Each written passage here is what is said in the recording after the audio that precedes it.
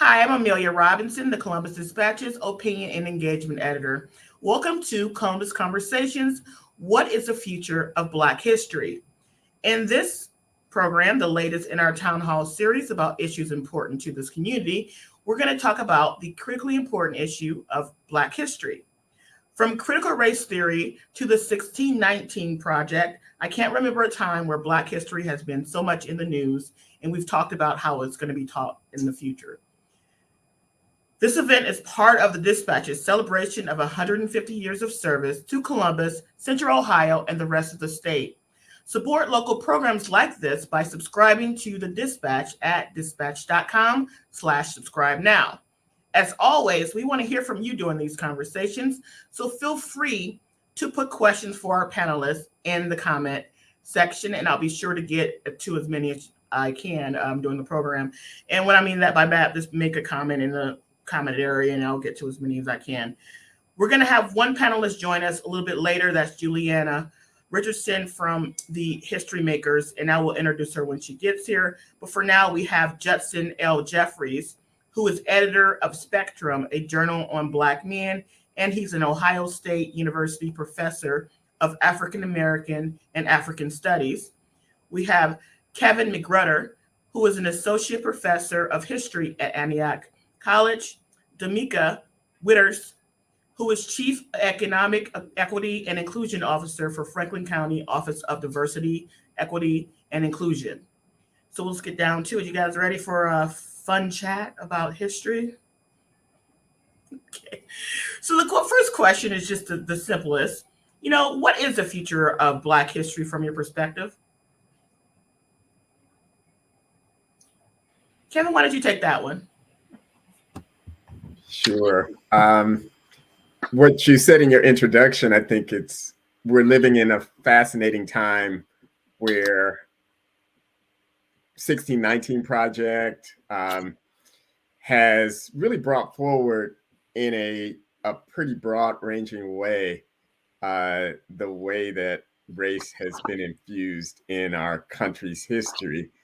But what we're also seeing is a backlash to that. And so when I think of answering that question, what is the future of Black history? We have challenges ahead because there is a concerted effort to use critical race theory as a manufactured controversy to silence the teaching of Black history. And that's really being driven by people who are uncomfortable with the truth, that there are a lot of triumphant elements to U.S. history, but there is a lot of pain and tragedy.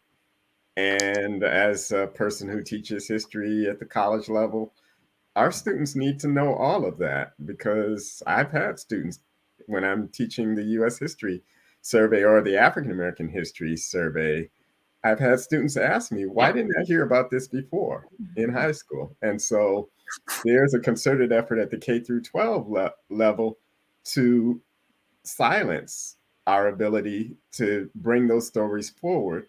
And that is really what our students need. And so I think we have to prepare to counter this effort that in Ohio, there's two pieces of legislation at the state house that are trying to work their way through that would silence teachers and penalize them and penalize school districts. And so that's, for me, an example of how those of us who are interested in the teaching Black history in the future really have to be prepared to organize to counter that effort.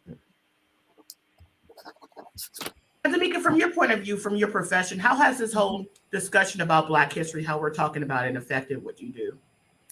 It has affected it greatly. I think I do agree with Kevin that the challenges that we face in our educational system as it relates to critical race theory and divisiveness of trying to silence what Black history was. But I also think when we are living in what the future of Black history is, as a DEI practitioner and a professional, and working with DEI colleagues and working to implement DEI practices in our organization, we are actually living the future of what our history is as in Black history. You have individuals in or organizations and organizations who are bringing diversity, equity, and inclusion practices to light and making sure that Black history has a voice, trying to dispel the disparities that exist in our communities through our programs and policies and procedures, and also supporting our social justice efforts. I mean, I think we have seen a wave of speaking out more. I think we have seen a wave of what our ancestors and those who came before us have done before. When you think about marches on Washington and Selma, you've seen some of those things come into place in our current day. That is the future of Black history where we're living now. We are empowering our young people to use their voices, our youths. Definitely, there are much more work that needs to be done. But when you see strides being taken into exposure and awareness and education over really truly what Black history is within our communities and being tangible, and being given platforms like this and other platforms for individuals to use their voices and empower them to amplify what Black history is, I think that is the future of Black history. And as we move closer to implementing our programs and policies and ensuring that we are creating inclusive environments and for Black people to be more comfortable and not have to assimilate, I think that is what the future of Black history is. Now, as far as I understand it, Carter Woodson, who developed Black History Month, he didn't intend for it to go on and on and on forever. Do you think we should be still celebrating Black History Month now, or should we have already incorporated it into American history? Or how do you think that whole thing should happen?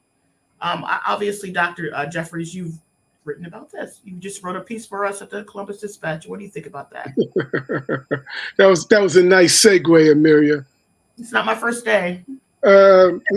Listen. First of all, before I tackle that, let me attempt to combine the two very learned and enlightened answers by my colleagues. First of all, Black history takes place. Black history takes place every second, every minute of the day, every minute, every hour. It is a documented. It is a documented history of the lived experiences of people of the Africana world. So Black history isn't going anywhere. In terms of the level of interest of Black history that I've seen in recent years, hey, listen, I've been a professor for 25 years, and I must say that recently, in recent years, I'm going to say in the last 5 years, the overwhelming majority of my students have been non-Black students taking my courses in Black history and in Black studies. Those aren't exactly the same enterprises.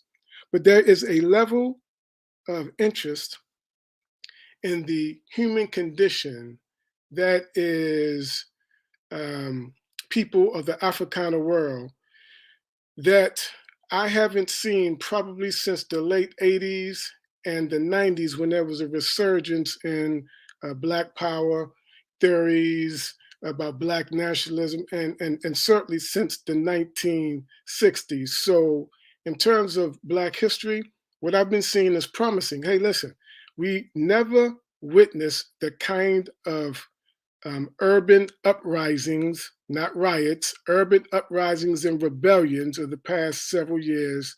We've never seen that before. Yes, urban uprisings took place, but we've never seen the level of interracial participation that we've seen here in recent years. So there is a level of political consciousness that I see on the part of especially young folk, but older folk like me too, that I've never witnessed before. There's a thirst for wanting to know about Black history that I think is unprecedented. So it's not going anywhere. In terms of Carter G. Woodson, yeah, so let me disabuse people of this whole Carter G. Woodson and Black History Month tale. So I am a student of Carter G. Woodson's writings and his work, and there is no evidence to suggest that Carter G. Woodson, as you alluded to, Amelia, thought about celebrating Negro history past the week for which it was designated, coinciding with the birthdays of Abraham Lincoln and Frederick Douglass. And one of the reasons why Frederick Douglass comes into play, other than the obvious, because Dr. Woodson attended a high school that was named in his honor. I want to mention in bold relief that the idea of concentrating on enlightening and making people aware of the history of Africana people came as a result of a meeting that took place at the Grand Conclave in the early 1920s at the illustrious Omega Psi Phi Fraternity Incorporated. It was then thought that, hey, listen, Dr. Woodson would be the best person to lead the effort. At a point, Dr. Woodson then took Black History Week from originally the month of April, then transferred it to the month of February. And under his stewardship, it grew and morphed later on into Black History. And just to be clear, this is not an invention by President Gerald Ford. That's number one. And number two, it came about as a result of young folk, mostly African-American students at the PWIs and some HBCUs, thinking that Negro History Week should be celebrated and expanded to include an entire month. So I just wanted to make that clear. Well, thank you for that. And I want to welcome Juliana Richardson to the conversation from the History Makers. Thanks a lot for joining us. I'm glad you got all that terrible Chicago traffic. Yeah. So we're just talking about Black history and its significance now and where we think it might go. What do you think the future of Black history should be in the way it's taught, in the way we discuss it? I think it's more needed than ever before. And I worry a lot about all aspects of it in terms of who's going to be teaching it, how it's going to be taught. We're at a time when it's under attack. I just heard the other panelists referencing Black History Month, and sometimes, as an organization that has interviewed like 3,400 African Americans in 413 cities and towns, I often, just wish that people would, in a lot of cases, be more thoughtful about how they approach it and also do a lot more planning. So that's what I'm coming late into the conversation, but that's how I would like to start. You didn't miss much. We had just gotten warmed up. We had some great comments already, but you just slid right in there under the wire. Nobody even noticed. How do you think this whole critical race theory debate and the whole backlash over 1619 and some other things that are going on as far as like book burnings and book bannings and all that stuff, how do you think that ultimately will impact how young folk learn about Black history and how Americans in general think about Black history? I think it depends on if we're successful at getting the truth to prevail.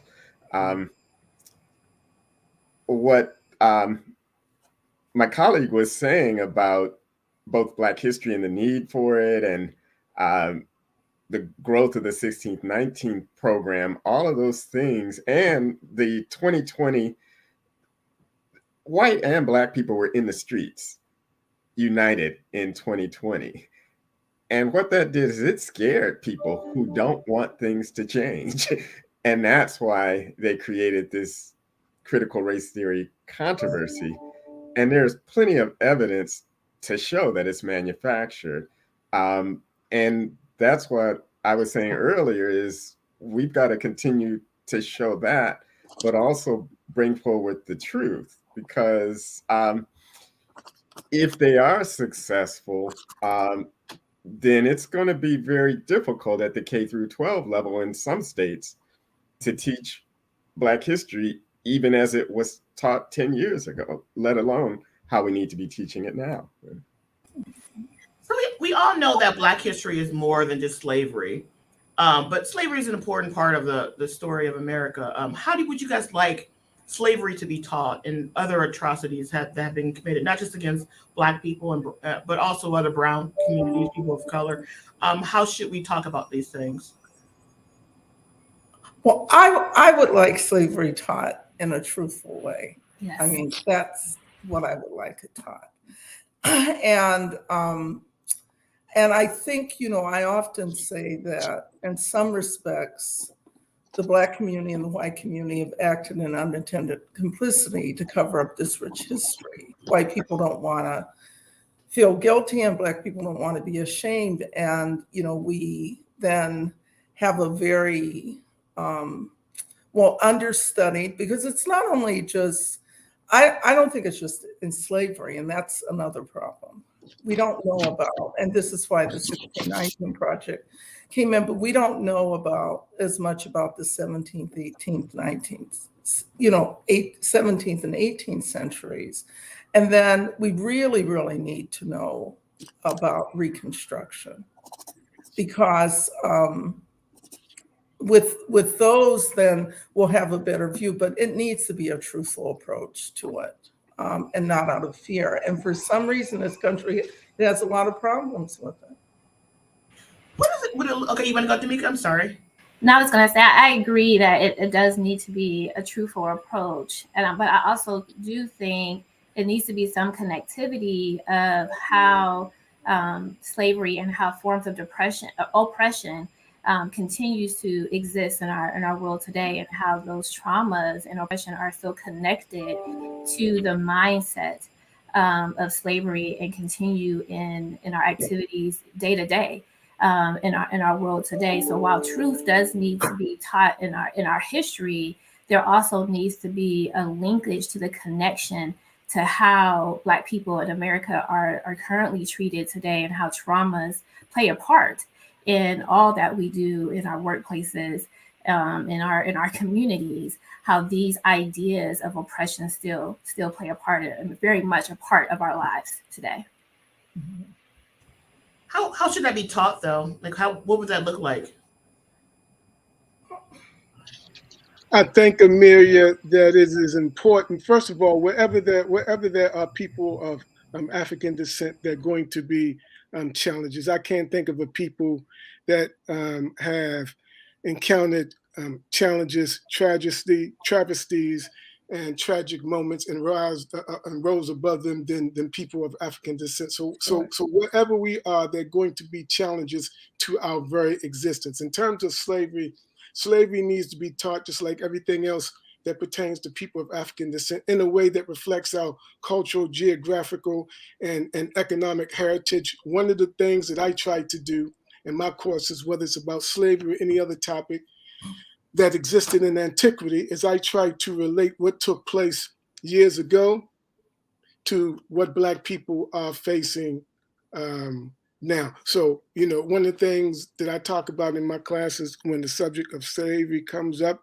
and peonage, is, hey, listen, I talk about, chain gangs. And then, of course, you can't talk about peonage, you can't talk about chain gangs without talking about the mass incarceration of people of African descent that's basically been taking place since the Nixon administration, not the Reagan administration. So talking about slavery and other aspects of Black life, be it on the continent, and obviously I'm not referring to Europe, being on the continent and or in Africa, America, making those linkages between those areas with what's taking place in the United States of America now, and how Black people are dealing with them. When I do that, that resonates with students.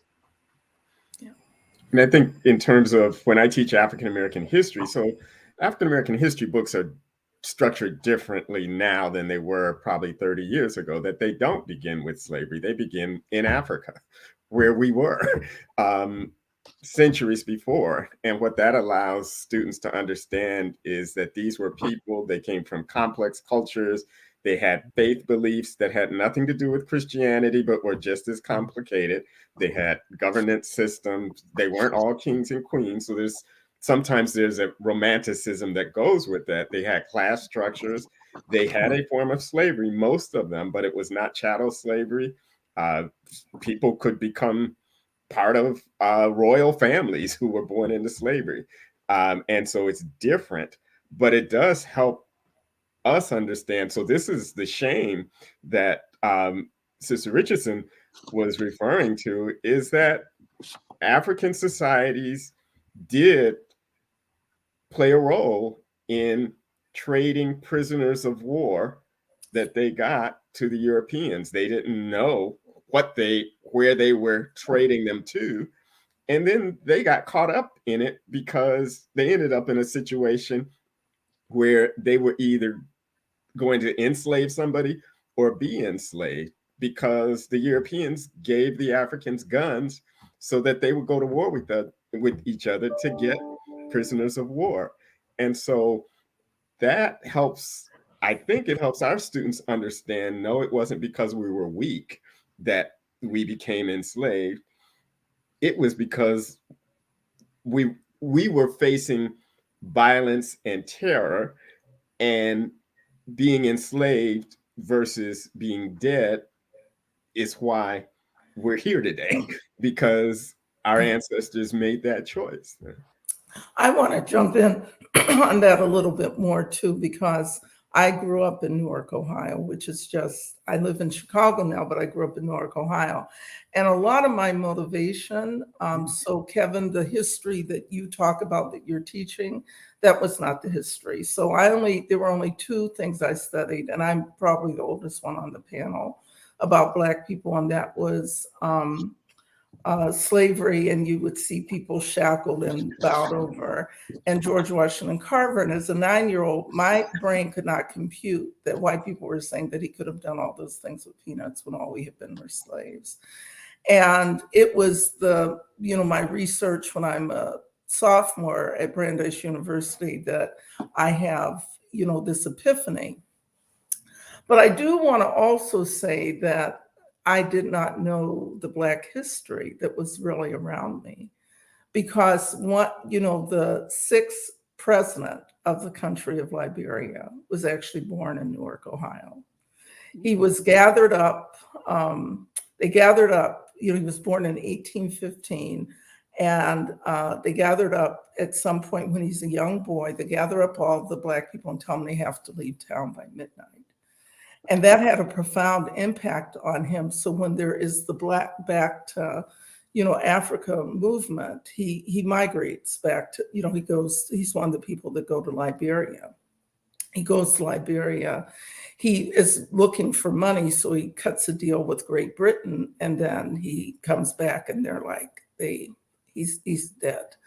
But I didn't know that history, and I didn't know that there was just literally just yards from where I was born, the first Black school in the area built by a man named Shackelford, who literally, when he built the school, because you had to finance your own schools, he built the school was burned down, and then he rebuilt the school, and he sat with a shotgun daring any person to tear down his school for his Black children. This is what I'm saying, when but that history was around me. I had no idea. I grew up knowing about the mounds, the Indian mounds. That was as close as I got to any sort of, multicultural history, and really didn't really understand that significance. But I'm saying it was right there in so close to touch, but never knowing it. In that same vein, are there stories that you guys wish you had known about when you were, in school or coming up as young children that now that you can think of? The whole thing probably, but Amelia, you faded out. Could you repeat that, please? Oh, I just said, are there things that you wish you knew about Black history as a child that you know now? What's your favorite Black history story? I know it's kind of a weird question, but what is your favorite Black history story that you wish other people knew about? Wow, that's a tough one for me, Amelia, because hey, listen, You know, I grew up in New York City. I grew up in the Bronx. So Black history was like in my face That's right. with regard to the storefronts, the Black nationalist groups, the folk on soapboxes giving step ladder speeches. I mean, it was in my face. So that would be very difficult for me to pinpoint. I don't ever remember a time where Black history was not featured prominently in my existence. Tamika, is that your experience too? Are you from Ohio? Yes, I'm originally from Youngstown, Ohio, and that's where I was born and raised. And Black history was not prominent. I mean, we learned about Martin Luther King and slavery and Rosa Parks and Harriet Tubman in our school books, but it was my parents who took the time to dive deeper with us to not only recognize who's making Black history around us in our community as it relates to arts. I was exposed to Black art. I was exposed to spoken word as a young child. I grew up at a time where we had all the encyclopedias that still didn't introduce Black history the way my parents were able to introduce Black history to me. With telling stories of racism and seeing the things that my parents went through and how to handle as young professionals raising 3 girls on how to handle being an individual professional and using your voice in this world. There are lots of things as an adult that when my children are coming home and repeating these stories to me that they're learning, and I'm able to say that's what they want you to hear. But here's the truth behind some of the stories that they are teaching you, and being exposed to that. Going to the local college and attending the Black History Month. So the exposure came through my upbringing, but not everyone has those opportunities. People just have what we learn sometimes in our school books. So there are many things that I'm still learning today about Black history, but the education and awareness to open my eyes and look around me and seek that information and to seek that history was definitely embedded in me as a child. So go ahead. I'm sorry. Amelia, as I was listening to my colleagues' answer, I thought to myself, there probably is one element that was not featured promptly as I was a youngster growing up that I have a much better appreciation for now, probably because I'm a student of history and college professor. And that is, and I think scholars of Black history and Black studies have done a yeoman's job at getting at this, whereas in earlier years, it was not something that they prioritized, and that is the contributions of Black women to civilization. Right now, that's not something that I was privy to in any significant way when I was growing up. That is something that I only encountered as a result of me seeking it out, probably once I got to college and graduate school. I think Black history scholars and Black studies scholars have done a much better job of featuring prominently the role of Black women in the lived experience of Africana people and their contributions in later decades than they ever did previously, such that Black history now, I think, is becoming so inclusive where we can look at a number of elements and say Black history is no longer just Black history, but there's Black history. There's a story to be told. There's a story to be preserved and documented that places Black women at the center of analysis. And that's something that I find very promising. Long overdue. Now let's To take me, a two question things. from our. Oh, you want to go, Kevin? Go ahead. Yeah, just briefly. I wish I'd learned more about Africa at a young age. I grew up in the 60s and 70s, and I've learned a lot since then. But there's a way that, like, in the 60s, if calling somebody an African, that was an insult. And there's a way that we internalize those kinds of things, and we have to unlearn that thinking. And I wish I'd learned that earlier. Otherwise, I think my upbringing was similar to what D'Amico was describing. I grew up in Toledo. My father was a teacher, so we got a lot at home. One thing I do regret is it wasn't until I was in my 20s that I really started delving into our family history. And I, my father's mother lived to be about 90. She was 97, and she had a very good memory. So I learned a lot from her. But I wish I had started 10 years earlier, because there was a whole group of people who, by the time I really delved into it, were gone. And there are questions, and even with my grandmother, there are questions that I wish I had asked her that I didn't. And she could remember people who were born in the 1830s. They were, they were old when she was a young girl. Wow. And so it doesn't take long to get way back if you ask the right questions. And I wish I had started a little bit earlier. Amelia, I'd like to jump in. I gave that one story, but I say ditto to everyone, but I would have liked still to know more about, as I said, the 17th and 18th centuries, because we've been looking at that period, and like the first known Black politician to be in the to be elected in the United States, we found in 1836 in the Vermont House of Representatives. His name was Alexander Twilight. And then the first Black lawyer was a man named Moses Simons, 1811. Mm-hmm. Yeah. So I'm really fascinated, because then you see things as a continuum. Too much of our enslaved history, we're coming to it now, but it was viewed as Southern as opposed to Northern. And so I applaud our professors here, because I think they sound like they're doing a great job in their teaching. One thing I wish I would have done more, Kevin, you brought this up, was sort of interviewed my grandparents. I have one recording of my grandfather tell me about his history, but it's on a little tape, and I need to figure out a way to get it digitalized before it's too late. This kind of brings me to one of the questions from the comment. Who should be responsible to teach Black children Black history? Should it be the parents? Should it be the school? Should it be other folks? Or should we, do it a completely different way that we're not thinking of? I think it's a combination of both. I think a lot of the education and your foundation begins at home.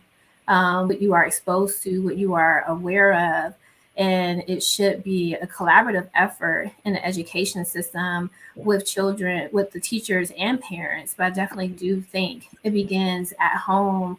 I think we've all pointed out that we wish we would have spent more time diving into our own families' Black history and what that looks like, and how are the people we are eating with and communing with on a regular basis in our family, how they were affected. But Black history, I do believe that those lessons first should be taught at home. And I also think that it's a partnership with your teachers in the education system to understand the culture, your background, to know what the teacher is bringing up to the forefront and bring some truth to light in those lessons, and having opportunities to speak to teachers about maybe some underlining subjects that aren't being taught and brought in the forefront in the classroom. I grew up in a time where our community, our Black community, and our neighbors and our friends were everything. Those are the people who were our history. Those were our educators in our lives as children in our churches. We've gotten sometimes maybe in this day from the Black church that I think also plays a role in what our Black history is and how it should be taught.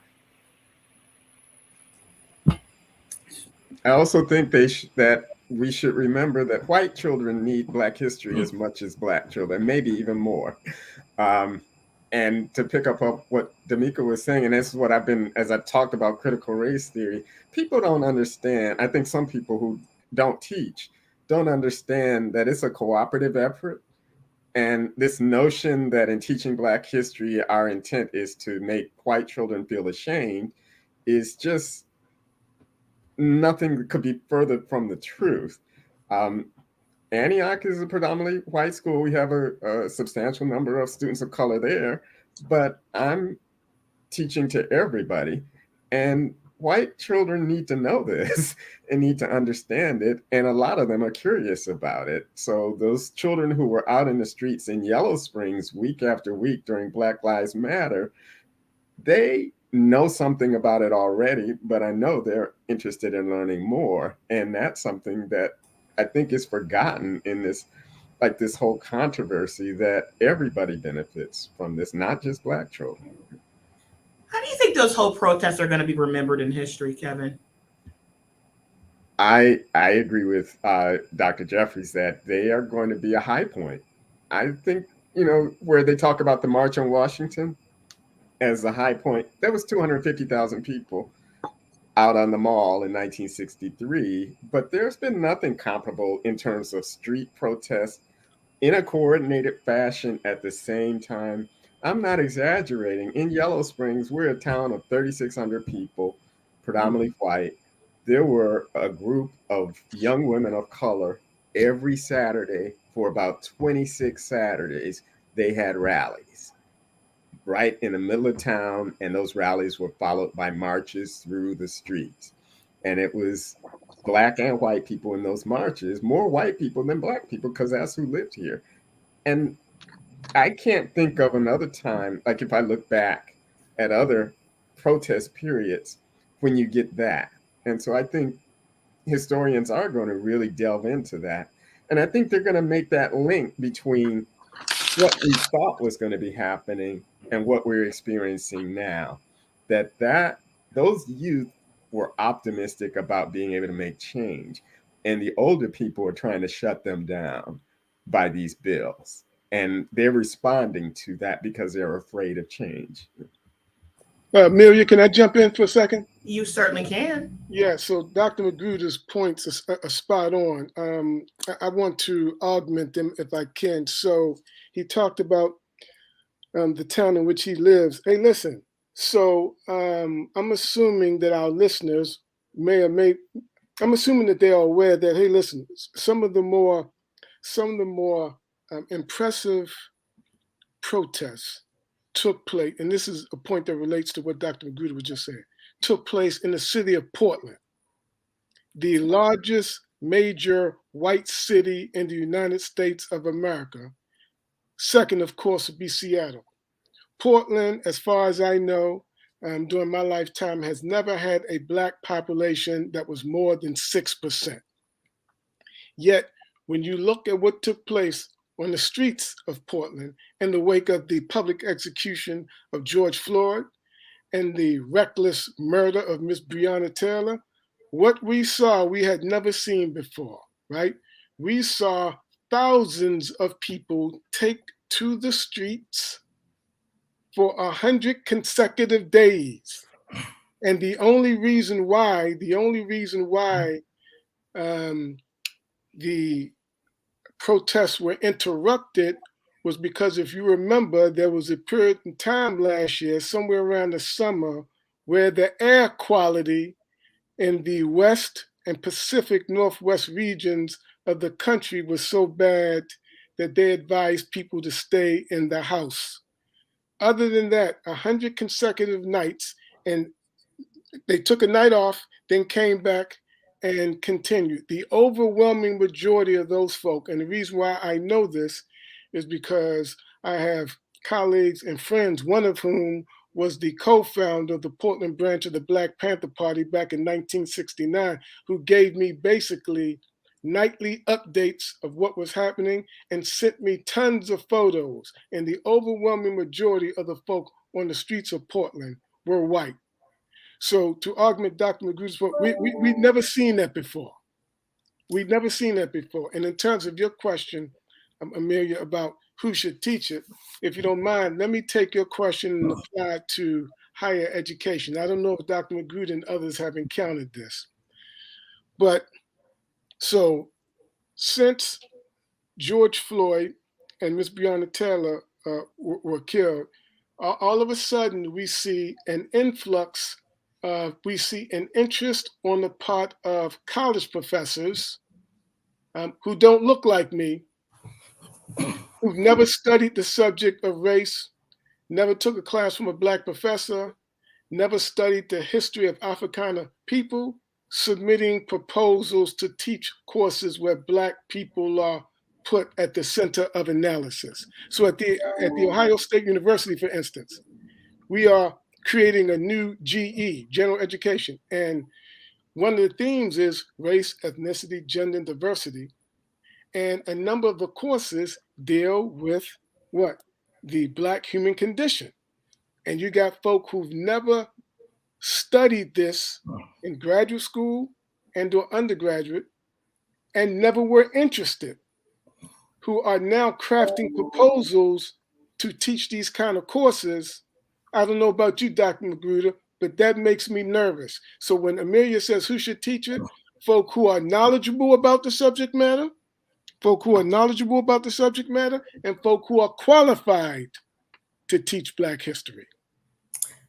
I would just add to that. I as an anecdote, a few weeks ago, a former colleague emailed me to introduce me to somebody who was planning to teach a course, and they wanted to talk about the period of redlining in this course. One of my major fields of research is race and real estate. A lot of it focuses on Harlem, but I'm shifting it a lot of my focus to Ohio to some extent now. And so I did follow up with the person, and they emailed me back and said in this course they were looking for the reasons why there were justifications made for Black people not being able to buy homes. So this is the period of the Depression era when the government does provide mortgage insurance, and they rate Black areas as problematic no matter what they look like. Yes, absolutely. And I was explaining this in my email, and I could tell, sometimes you can't tell exactly what's going on in the email, but I could tell that the person was really looking for, like, well, there must be something you're leaving out. And it got to what Dr. Jeffries is talking about, that I think this person really thought that there was legitimate justification for that decision, and there wasn't. And people have a hard time believing that a lot of these disparities are not based on anything real other than fear in people's minds. And the person never answered me after I explained there's nothing real about it. And I just hope they don't go into the classroom and inflict harm on students. That might sound like exaggeration, but students can take things and build their worldview on them in some ways. And so, it's important that we get it right. Well, I want to jump in on that big time. And I would say, Dr. Jeffries, that Portland was a white-only state. That's how it was created. Yep. And I saw, I would say that the modern day, what we knew of the modern day civil rights leaders, that a lot of them would agree with you that there had been no time like this. But I also read some articles where there was a small group of Black activists and their voices were being overheard by the white activists. The other thing is that on this, the teaching, I have great, great fear on the things that you're talking about right now. Because unless there is some or board that can or something where there can be some approval, there's going to be a lot of mischaracterization of the Black community because there's no knowledge of it. And money flows where there is, in cases like this, a lot of things have flowed towards George Floyd. We have in the corporate space a lot of people, being hired for positions, but they're not sure, of the meaning and what it should be. This is an absolutely critical time. And so the context of our history is as important as the history itself. Like I often say, we'll get to a point like maybe where they're talking about, people who are high yellow, and they'll be saying, were there really people who were yellow that were Black? Mm-hmm. And so I have great fear about this. I mean, all that I think about and do right now is how do we rescue the history? Because just like you said, Dr. Jeffries, and the areas that, and everybody talked about the areas that have not been covered, like women's history, they were not covered. We have 800 less women in our collection, not because I'm not asking, but because they would abdicate to the men a lot. So I'm sorry. Yeah. I was just going to say, can you talk a little about what you do at History Makers too? So we interview Black people about their lives, and the project started 21 years ago, and we've created the largest African-American video oral history archive. We're housed permanently in the Library of Congress. We've interviewed 413, we've done interviews in 413 cities and towns and interviewed about 3,400 people across a variety of disciplines. And that gives a different perspective. Now, I found out during, probably starting 10 years ago that, I call it papers, but the things that people take with photographs, speeches, letters. Less than 1% of the people we've interviewed, and we've interviewed very well-known people like, Colin Powell and Vernon Jordan, Andrew Young and Mary Wright Edelman, and, celebrities like Whoopi Goldberg, but we've also interviewed a lot of unsung people, and we've done it across a variety of disciplines. If less than 1% of the people that we've interviewed have any repository for their papers, and then you look around at the repositories, there are no Black people. And I'm panicked about losing the 20th. I'm less worried about the 21st. I'm really panicked about the 20th. Well, actually, one of our Jocelyn, who I think she brought that up. How is this history being preserved? I don't know if you know Jocelyn Hammer or not. She's one of our editorial board members. She brought up the fact that, this history needs to be preserved and somebody needs to be collected. So I'm glad you guys are doing that work. Are there other ways that this history is being preserved that you guys want to talk about at all? There are a lot of efforts. But you have to also look at sustainability of those efforts. But there are efforts out here. And we can't, we have to give homage to the people who were collecting and preserving and saving, often with absolutely no resources, because we would have had almost nothing. And so that's what I would say there. But there are lots of efforts. They just need to be supported. And, I have this thing about monuments. I have this thing about monuments, and maybe it's somewhat controversial, but I'm like, if I can save someone's papers versus, tearing down a monument, I would save the papers and the photographs.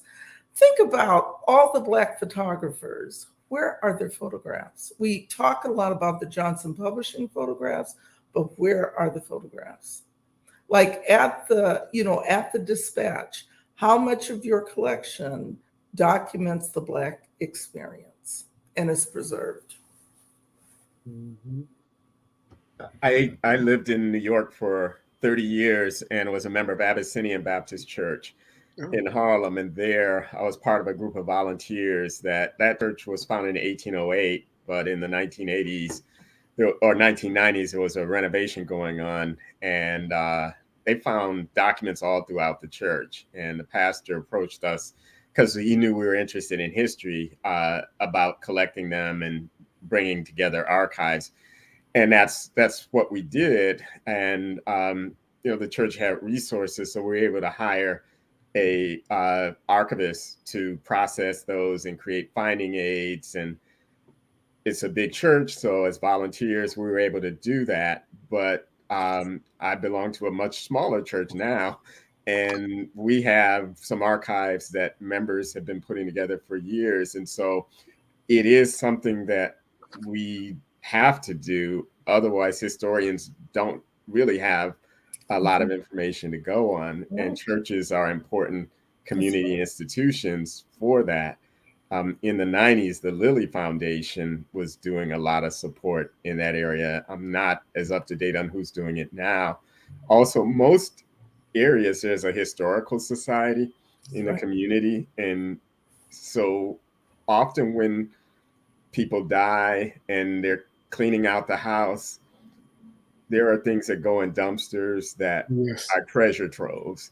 And they should be talking with historical societies. Not everything can be saved, but I know we've lost a lot, just like Sister Richardson was saying, and we don't need to. There's a lot that we can do as volunteers. That's right. That's right. I'm a big believer in digitization now. I mean, we're starting an effort to digitize our Historymakers papers, because they are going in the garbage can. I mean, that's where they're headed. And if we do that, we are really in bad shape. It would be the biggest travesty to the Black community. There are about 18 to 20 hip hop archives. The modern day generation is more about, documenting history. But this bridge between our enslaved past and are critical, absolutely critical. We need to make progress. We don't need to keep on that treadmill. That's what I'm talking about. As people who care about this topic, and this is your work, so obviously you care very deeply about it. How does it make you feel when people use words like dangerous or divisive, or negative, other negative words to describe teaching of Black history or talking about race? How does that make you feel? It makes me feel angry. I mean, but also, motivated to educate. I also want to address one point and what you discussed previously as it relates to preserving Black history, where before, and to the point of my panelists, where we've had pictures or papers. I think one of the challenges now in our societies today is that one, we create our own truth, and two, we have so many social media platforms where individuals are using, so to be interesting for our historians to be able to create with truth, and using the many platforms to reach Black America today and our Black youth on preserving our history as it relates to all the different platforms and the way information is shared. But when individuals use divisive concepts, and I view it as another form of oppression when people don't want to face the truth and feeling challenged. In my work as a diversity, equity, and inclusion practitioner, and making sure that our organization has these best practices in place where individuals are coming to work and they do feel included, where we have a diverse workplace, and we're creating equity in our workplaces and how we are servicing our community. These conversations cannot go away. They have to be addressed as it relates to Black history and the history of what our America is, because America is Black history, so we cannot ignore that. If we want to talk about moving culture in a way that we are being more forthcoming and collective and inclusive, you can't throw away part of that, because it is a part of what's going to help create those new work environments. We have to be able to talk about the truth. We have to be able to put these concepts in the forefront and to engage all people. I think Kevin brought the fact that we need everyone to be able to gather on and say Black history is important to us. So to say that these words are dangerous, these concepts are dangerous or divisive as it associates with the study of Black history and race, well, to say that then you don't want change to happen. You don't want things to occur to be different. You still will want Black people to show up and have to assimilate in their workplaces and things to not move forward to where they need to be. That the notion that these things are dangerous is part of a strategy, and it's a communication strategy. They're using something called the straw man concept. Absolutely. So they're making what they don't like seem very ridiculous and something that it's not, and then they're arguing against that ridiculous definition that they've created. And so this is not just by chance that all of this is in the air, or that critical race theory is now been demonized by people who don't really care what it means. It's a strategy, and it's a cynical one. And for me, I think that's what's dangerous, because silencing people is not going to get us where we need to be in terms of learning how to live together, understanding our histories. I need to understand what the Irish went through. I need to understand what Jewish people went through. That's the only way we can learn how to live together, if we understand it, not by ignoring it or pretending like it wasn't important. A classic example, Dr. Magruder, of what you're talking about, a classic example that has occurred recently was the whole straw man argument about Colin Kaepernick kneeling, and his kneeling was a show of disrespect for the American flag, which we all knew his kneeling had absolutely nothing to do with the Stars and Stripes, but was in protest of police officers' use of extra legal force, resulting in the slaughtering of Black people in America's streets. But some folk tried to craft a narrative that was clearly a straw man argument. And unfortunately, some people, large number of people, bought into it. I couldn't agree with you more.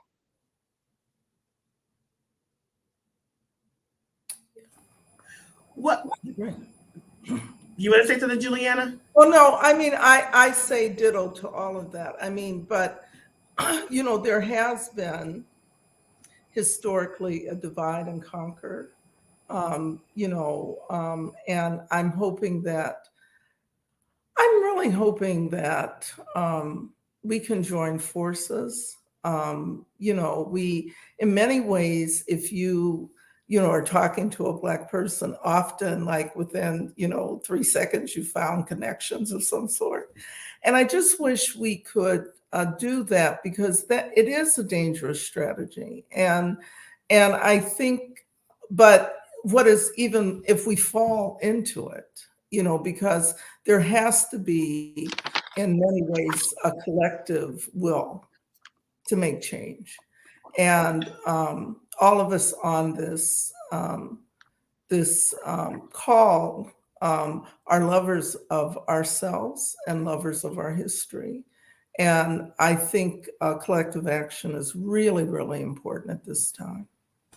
So we have about 2 minutes left. Real quick, just if we go around real quick, we won't use the whole 2 minutes, but if you can say one thing that gives you hope that the future of Black history will be true and will be bright. I know bright maybe is not the word for it, but be told truthfully. Young people know when they're being bamboozled. Plain and simple.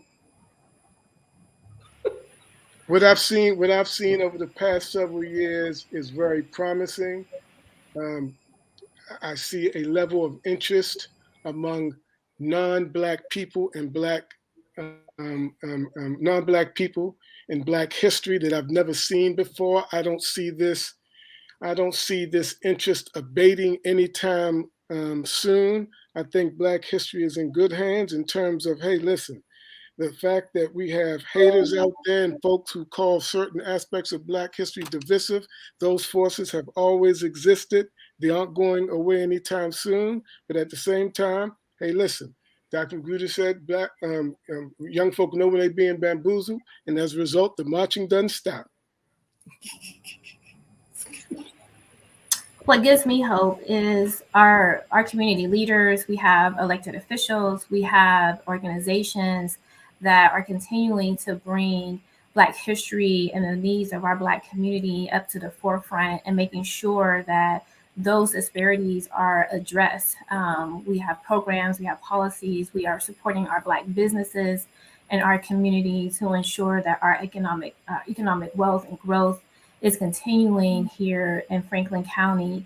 When I can look around and I could see, and I'm in a meeting with people who look like me, who bring diversity of thought, bring diversity of experiences, and willing to partner in the movement of what we need to do to uplift our Black community and uplift our Black resources, and individuals who are willing to fight that fight in policy, procedure, and practice.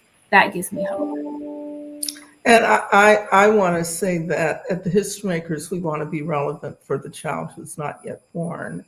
What gives me hope is that the grandchildren and are calling, and that gives me hope for the future. Well, thank you guys so much for watching, and thank our panelists for all their insight. This has been a great talk. I really enjoyed it, and I hope you guys have too. If you want to support local programs like this, subscribe to The Dispatch at dispatch.com/subscribe now. If you want to continue the conversation, we have a lot of ways to do that. You can subscribe to our brand new newsletter. It's scrolling at the bottom. You can also join our Facebook conversation group. It can be found on Facebook. You just Google it and put in the thing to search and you can find it. I want to thank Ohio. I'm going to claim you back from Ohio. If you were in Ohio right now, you wouldn't have been stuck in the snowstorm. Leanna Richardson from History Makers. We had Dr. Judson Jeffries, who writes for us frequently at the Dispatch. He's at Ohio State. We have Kevin McGruder, who is a professor at Antioch. And we have Damika Witters, who is from Franklin County. Thank you all so much. And I want you all to have a terrific Black History Month. We got a couple more days. So let's celebrate big time, guys, all right? Thank you. Thank you. The rest of the year. Thank you so much. Thank you. Have a good evening. Good evening. Good evening. Good evening.